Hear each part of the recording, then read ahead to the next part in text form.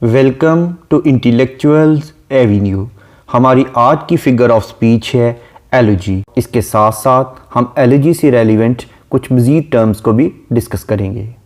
एलोजी एक ऐसी पोइम को कहते हैं जो कि किसी की डेथ पर मौर्न करने के लिए यानी मातम करने के लिए लिखी जाती है। एलोजी एलोजस वर्ड से डिराइव किया गया है जो कि एक ग्रीक वर्ड है जिसका मतलब है लेमेंट करना, यानी किसी की डेथ पर अफसोस का इजहार करना।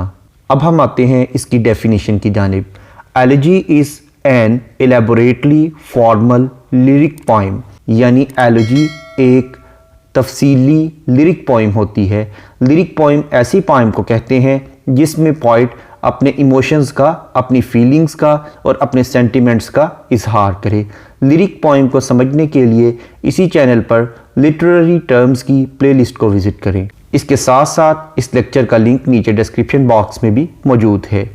Lamenting the death of a friend, यानी किसी दोस्त की मौत पर, और पब्लिक फिगर या किसी अवामी शख्सियत की मौत पर, यानी एलोजी एक ऐसी तफसीली लिरिकल पोइम होती है जो कि किसी दोस्त या किसी अवामी शख्सियत की मौत पर मातम का इजहार करने के लिए या अफसोस का इजहार करने के लिए लिखी जाए, और reflecting seriously on a solemn subject, या किसी संजीदा मौजू पर अपना रद्द अमल ज़ाहिर करने के लिए लिखी जाए।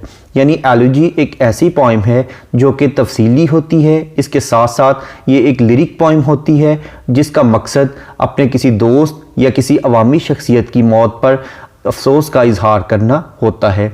इसके साथ साथ इसका मौजू बहुत ही संजीदा होता है। Elegy is written in first person without any rhyme, meter and structure in order to create pathos and sadness instead of narrating a story.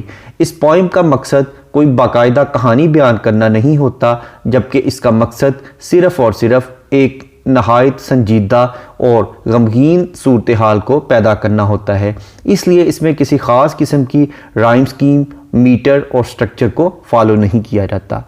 The purpose is to remember the dead person by narrating his attributes in an emotional way.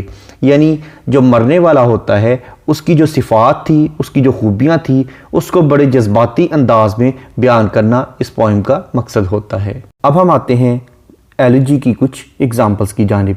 जैसा कि Spencer की एक एलोजी है एस्ट्रोफल, जो कि इसने 1586 में Philip Sidney के लिए लिखी। उसके बाद ड्राइडन की एक पोइम है heroic stanza on the death of Cromwell, ये इसने क्राउनवेल के लिए लिखी। उसके बाद थॉमस ग्रे की एक फेमस एलोजी है elegy written in a country churchyard, ये इसने ओवरऑल जनरली पूरी मैनकाइंड के लिए लिखी थी, जो कि 1751 में लिखी गई।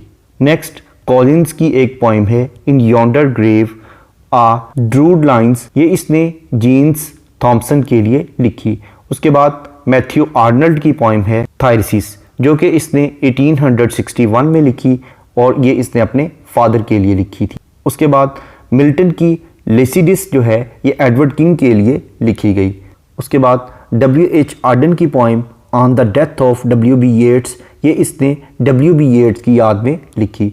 उसके बाद P.B. शेली की poem Adonais on the death of John Keats, ये इसने जॉन कीट्स की डेथ के मौका पर लिखी थी। उसके बाद ब्लेक्स प्योरेस्ट डॉटर एक ऐसी एलोजी है जो कि ब्रियन पैटर्न ने लिखी। उसके बाद ऑन माई फर्स्ट सने ये बेन जॉनसन ने लिखी। इसके अलावा जॉन डन ने भी बहुत सी एलोजीज लिखी हैं। नेक्स्ट इससे मिलती जुलती एक और टर्म है पेस्टोरल एलोजी। पेस्टोरल एलोजी ऐसी एलोजी को कहते हैं जिसमें किसी देहाती मंजर को बयान किया जाए, रूरल और रस्टिक किस्म की लाइफ को बयान किया जाए, जिसमें किसी शेफर्ड की डेथ का जिक्र किया जाए, यानी एक चरवाहा जो कि बकरियां चराता है या भेड़ें चराता है, उसकी डेथ हो जाती है। उसके बाद उसका दोस्त उसकी डेथ पर लेमेंट करता है, अफसोस का इजहार करता है, मातम करता है। इस तरह की पोइम्स में ऐसे सब्जेक्ट्स को लिया जाता है। इसके साथ साथ इसमें लैंडस्केप्स का भी जिक्र किया जाता है, जो वहाँ के खेत खलियान हैं उसकी मंजर नगारी भी इस पोइम में मिलती है और इसमें क्लासिकल रिफ्लेक्शन हमें मिलता है। अब हम आते हैं इसकी डेफिनेशन की जानिब। The pastoral elegy is a poem, यानी पेस्टोरल एलोजी एक ऐसी नज़्म होती है about both death and idyllic rural life of shepherds, यानी जिसमें मौत और इसके साथ साथ जो शेफर्ड्स हैं उनकी ज़िंदगी के बारे में भी रोशनी डाली जाती है। अब हम आते हैं इसकी एग्जांपल्स की जानिब, जैसा कि स्पेंसर की, एस्ट्रोफल, मिल्टन की, लिसिडस, शैली की, एडोनाई, उसके बाद आर्नल्ड की, थायरिसिस and scholar Gypsy.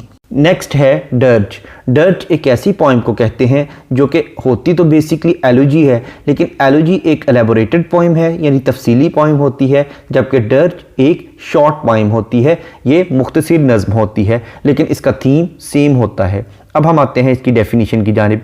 Dirge is a hymn or song of lamentation in mourning for someone's death and usually less elaborate than an elegy, यानी ये भी बेसिकली एक सॉन्ग ही होता है जो कि किसी की डेथ पर गाया जाता है, लेकिन ये एलोजी से ज़रा मुख्तसर होता है। अब हम आते हैं इसकी एग्जांपल की जानिब, जैसा कि अ डर्ज बाय क्रिश्चियन रोसेटी, उसके बाद रिंग आउट योर बेल्स, ये लिखी है सर फिलिप सिडनी ने। नेक्स्ट है यूलॉजी। यूलॉजी का मतलब है एक ऐसी स्पीच, एक ऐसी तकरीर जो कि किसी के फ्यूनरल पर की जाती है, जो कि उसकी फ्यूनरल सेरेमनी का हिस्सा होती है। किसी की मौत पर उसके जनाजे के दौरान जो सर्विसेज होती हैं, जो रसूमात होती हैं, उसमें एक तकरीर की जाती है जिसमें मरने वाले की सिफ़ात का जिक्र किया जाता है, उसे यूलॉजी कहते हैं। Eulogy is a speech given as part of a funeral service that is written in tribute and praise of someone who has recently died, यानी हाल ही में मरने वाले किसी शख्स की मौत पर उसकी सिफ़ात को बयान करने के लिए जो तकरीर उसके जनाजे पर की जाती है, उसे यूलॉजी कहते हैं। अब हम आते हैं इसकी एग्जांपल की जानिब, जैसा कि on mister William Shakespeare he died in April 1616, ये विलियम बेस ने लिखी थी। उसके बाद आफ्टर थॉट, ये विलियम वर्ड्सवर्थ ने लिखी थी। उसके बाद वाल्ट विटमैन ने लिखी ओ कैप्टन ओ कैप्टन। उसके बाद अल्फ्रेड लॉर्ड टेनिसन ने लिखी अ फेयरवेल। नेक्स्ट है ओबिचुरी। ओबिचुरी का मतलब है किसी की मौत पर एक ऐसा ऐलान करना जिसमें उसकी मुख्तसर ज़िंदगी के हालात का भी जिक्र किया जाए। अब हम आते हैं इसकी डेफिनेशन की जानिब। Obituary is a published notice of a person's death with his short biography intended to recount his good deeds of life, यानी ये एक मुख्तसर सा एलामिया होता है जिसमें उस मरने वाले की ज़िंदगी के मुख्तसर अच्छे कारनामों का जिक्र किया जाए। नेक्स्ट है एपिटैफ।